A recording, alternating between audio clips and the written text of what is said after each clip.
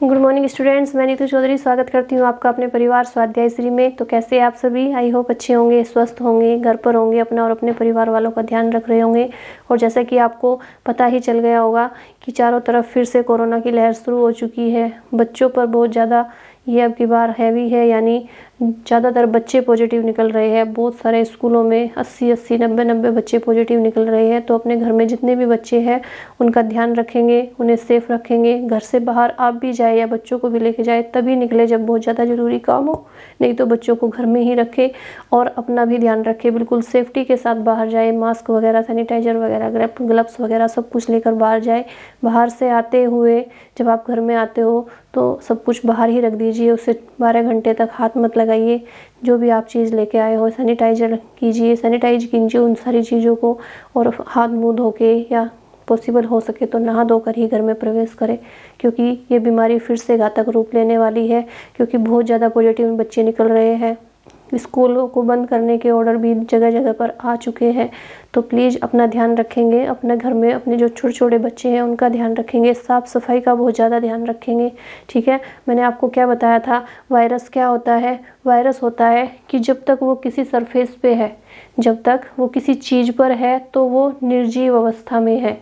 ठीक है, वायरस होता है निर्जीव और सजीव के बीच की कड़ी, यानी जब तक वो किसी चीज़ पर है तब तक उसमें जान नहीं है, वो वर्क नहीं कर रहा है।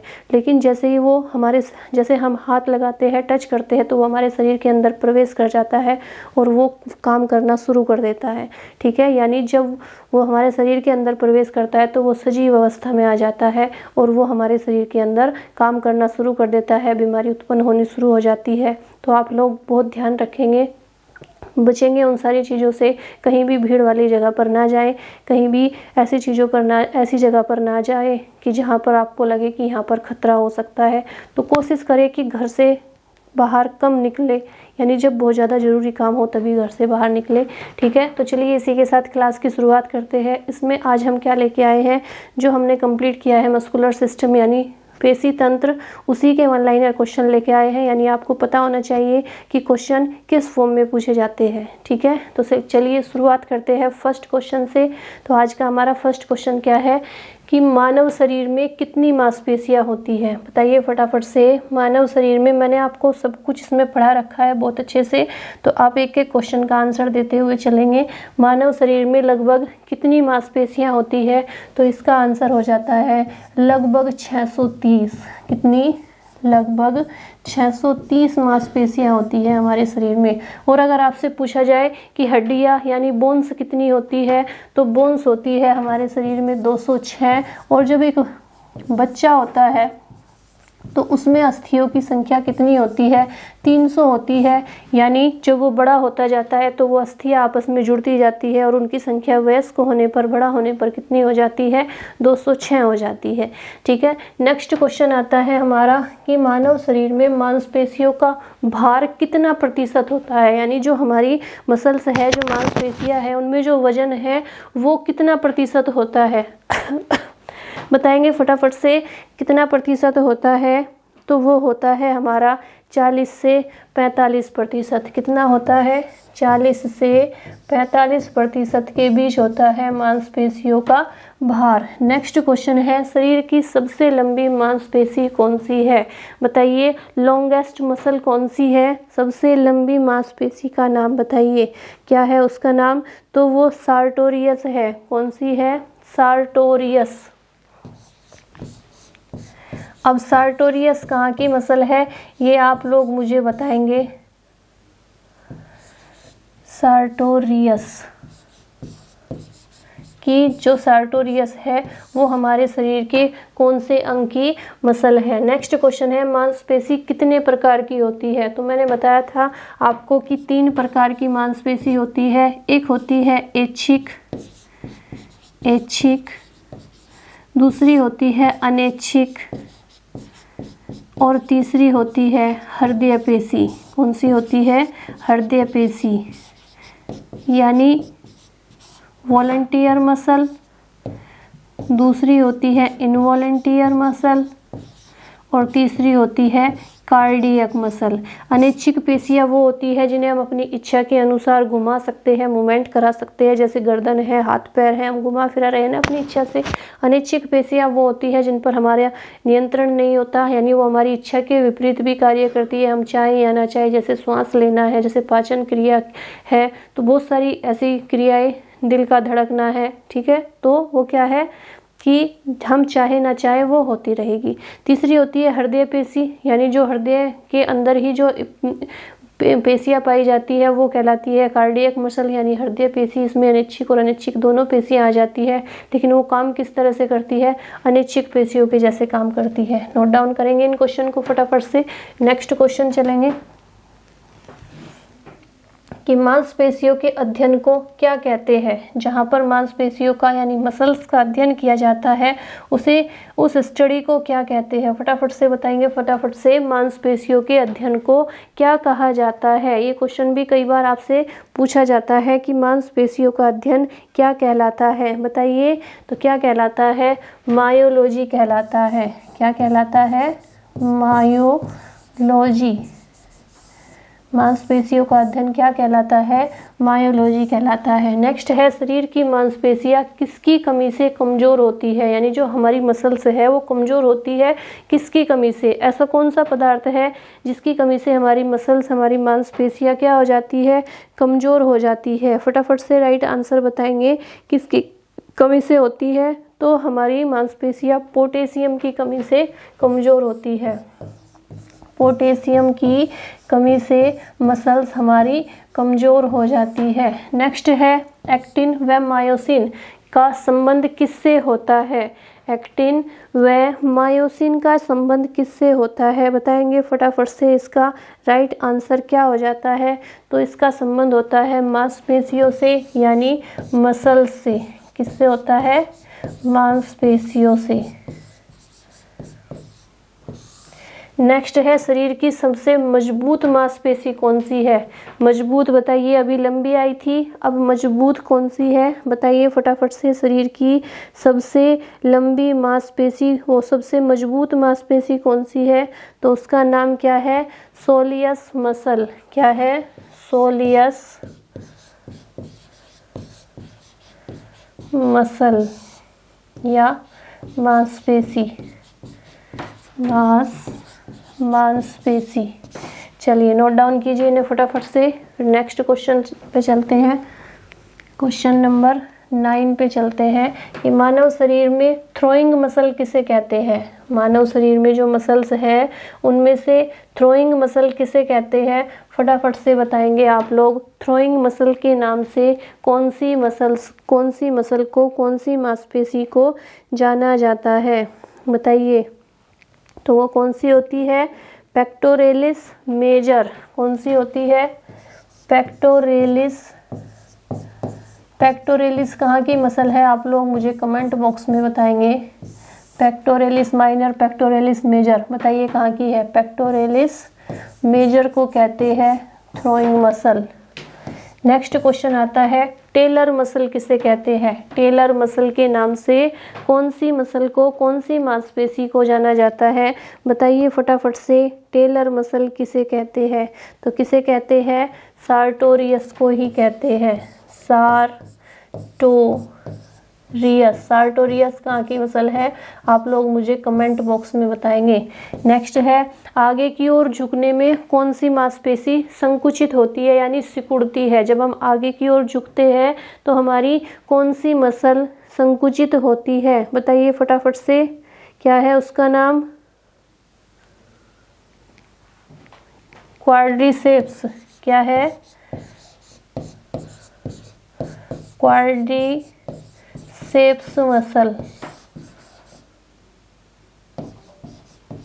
चलिए नेक्स्ट क्वेश्चन क्या है, काफ मसल, काफ मांसपेशी का वैज्ञानिक नाम क्या है। जो हमारी काफ मसल है उसे वैज्ञानिक भाषा में क्या कहा जाता है, उसका वैज्ञानिक नाम क्या है, तो उसे बोलते हैं गैस्ट्रोनियस। क्या बोलते हैं, गैस्ट्रोनियस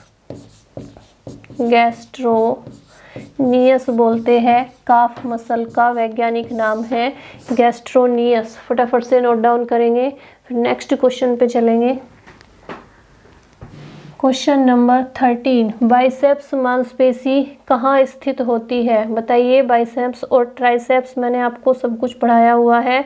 बताइए बाइसेप्स जो मांसपेशी है वो कहाँ स्थित होती है? फटाफट से बताएंगे आप लोग। बाइसेप्स मसल कहाँ पर स्थित होती है? तो ये हमारी ऊपरी अंग के हाथ के पास, ऊपर वाला जो अंग होता है वहाँ पर हाथ के पास स्थित होती है, ऊपरी अंग में। और आप मुझे बताएंगे कहाँ की मांसपेशी है? हाथ के पास, मैंने आपको पढ़ा रखा है, हाथ के पास बताऊंगी मैं आपको बस। ठीक है, कहाँ की मांसपेशी है आप लोग बताएंगे। हिंट मैंने आपको दे दिया है। डेल्टॉइड मांसपेशी कहाँ स्थित होती है? बताइए फटाफट से। डेल्टॉइड मांसपेशी कहाँ स्थित होती है? डेल्टॉइड मांसपेशी बताइए कहाँ पर होती है? तो कहाँ पर होती है? हमारे शोल्डर में होती है, हमारे कंधे में होती है। कहाँ पर होती है? कंधे में। नेक्स्ट है कौन सी मांसपेशी? ह्यूमरस। क्या है ये? ह्यूमरस है। ह्यूमरस के पीछे स्थित होती है। ऐसी कौन सी मसल है जो ह्यूमरस के पीछे स्थित होती है, पीछे वाले भाग में स्थित होती है?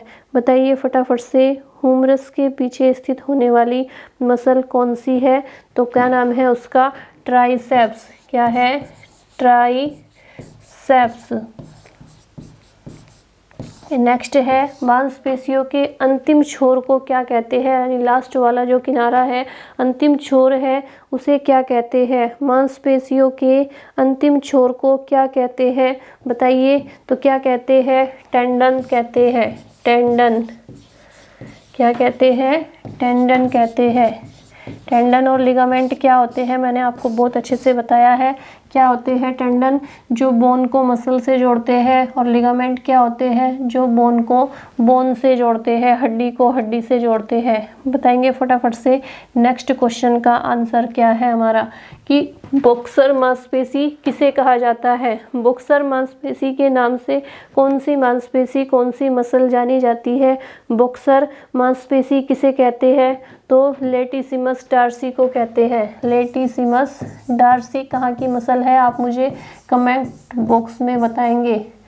लेटिसिमस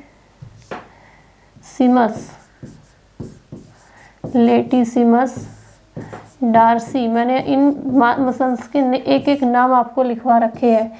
नेक्स्ट है रोइंग व स्विमर मसल किसे कहते हैं?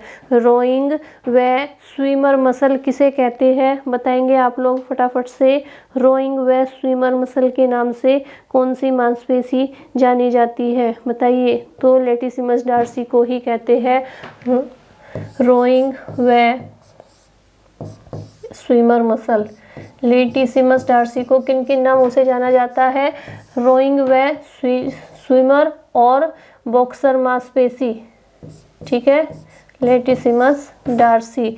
नेक्स्ट है मांसपेशियों की ताकत को किससे नापते हैं? मांसपेशियों की ताकत है जो, उसे किससे नापा जाता है? उस यंत्र का नाम क्या है? बताइए फटाफट से। मांसपेशियों की ताकत को किससे नापते हैं? तो उसका नाम क्या है? इलेक्ट्रोमायोग्राफी। क्या है नाम? इलेक्ट्रोमायोग्राफी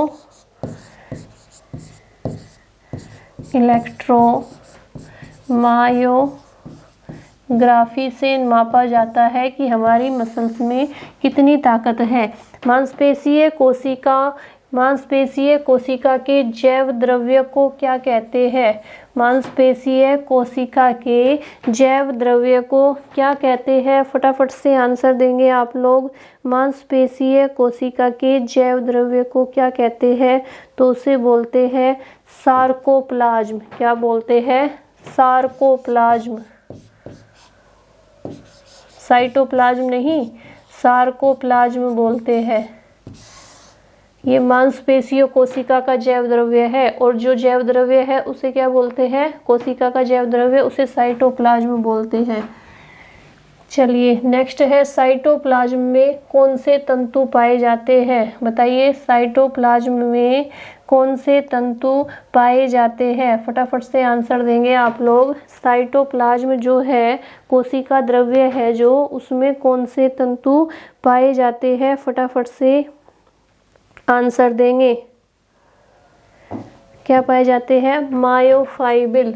कौन से तंतु पाए जाते हैं? मायोफाइबिल। नेक्स्ट है हमारा क्वेश्चन, ग्लाइकोसाइसिस प्रक्रिया में कितने एटीपी होते हैं? ग्लाइकोसाइसिस प्रक्रिया में कितने एटीपी होते हैं? फटाफट से बताएंगे। ग्लाइकोसाइसिस प्रक्रिया में कितने एटीपी होते हैं? तो कितने होते हैं? 2 एटीपी होते हैं। नेक्स्ट क्वेश्चन है, मांसपेशी की बीमारी को क्या कहते हैं? मसल्स में जो बीमारी होती है उसे क्या कहा जाता है? मांसपेशियों की बीमारी को क्या कहते हैं? बताएंगे फटाफट से। तो उसे बोलते हैं मायोपैथी। क्या बोलते हैं? मायोपैथी बोलते हैं। नोट डाउन करते हुए चलिए इन क्वेश्चंस को। मायोपैथी। नेक्स्ट है, मांसपेशियों में कितने प्रकार के फाइबर पाए जाते हैं? बताइए, हमारी मसल्स में कितने प्रकार के फाइबर पाए जाते हैं? बताइए फटाफट से। इसका आंसर क्या हो जाता है? मांसपेशियों में कितने प्रकार के फाइबर पाए जाते हैं? तो 2 प्रकार के पाए जाते हैं। एक होते हैं फास्टेज मसल फाइबर और दूसरे होते हैं सफ़ेद मसल फाइबर।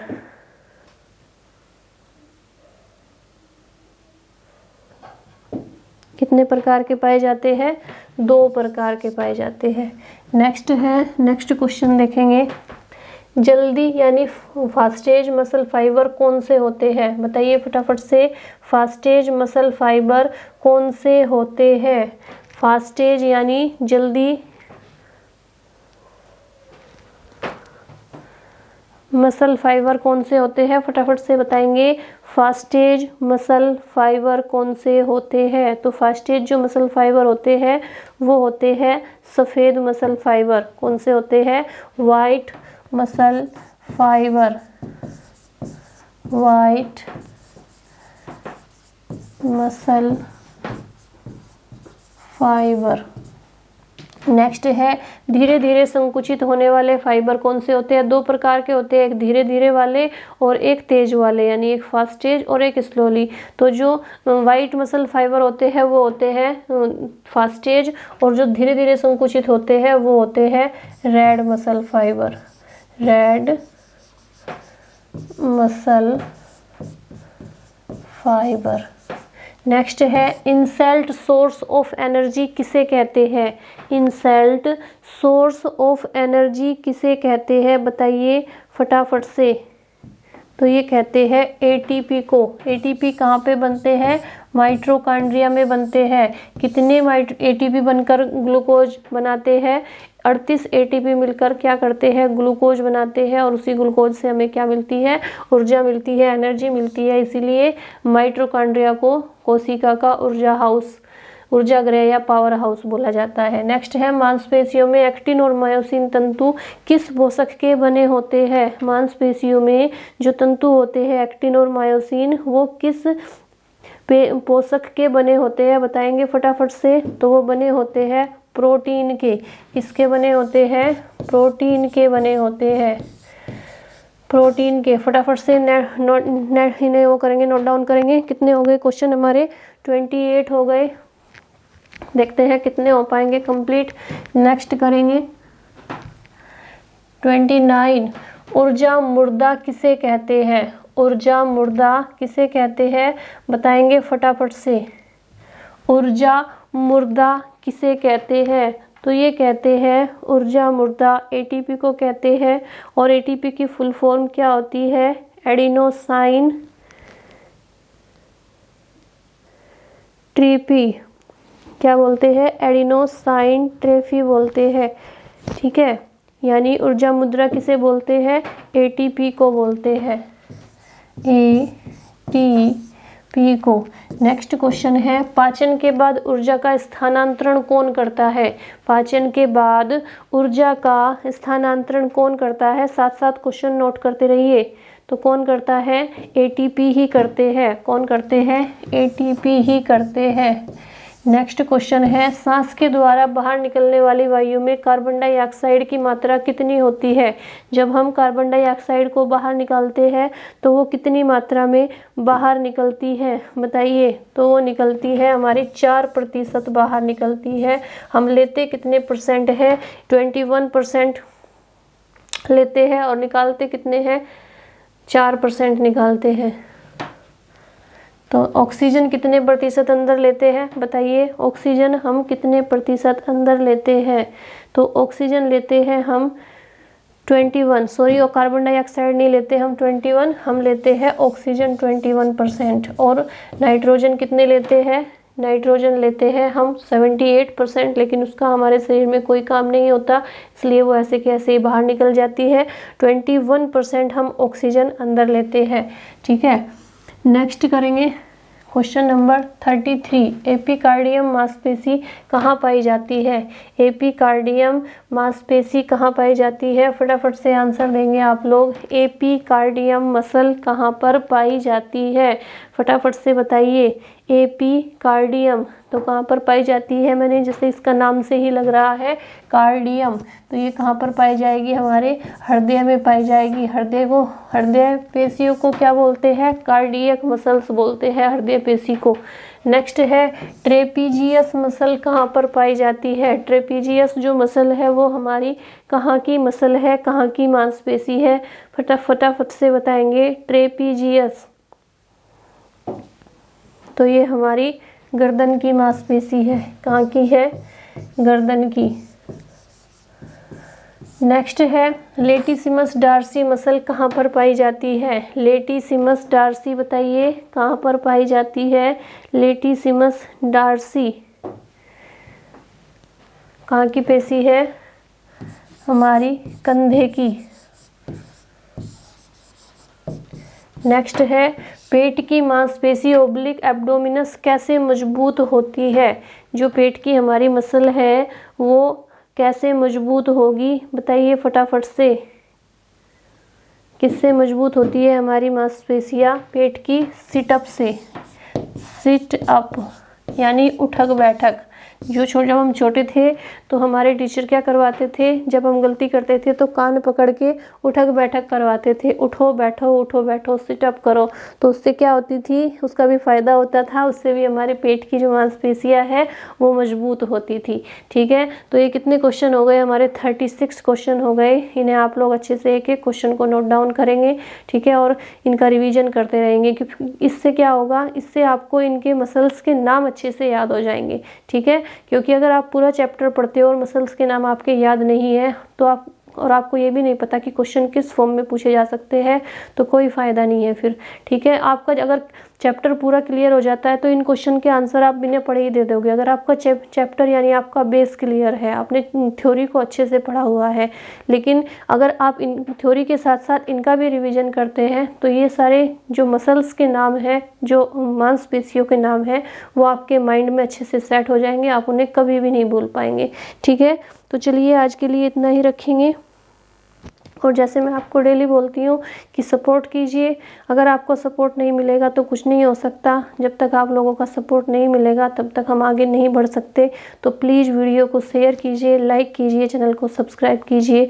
और पिछली क्लासेज लेने के लिए आप प्लेलिस्ट पर जाकर सारी क्लासेज नोट डाउन कर सकते हैं। अलग अलग सब्जेक्ट की क्लासेज है, तो आप लोग अच्छे से नोट डाउन कीजिए, अच्छे से अपने नोट्स बनाइए, अपनी तैयारी कीजिए।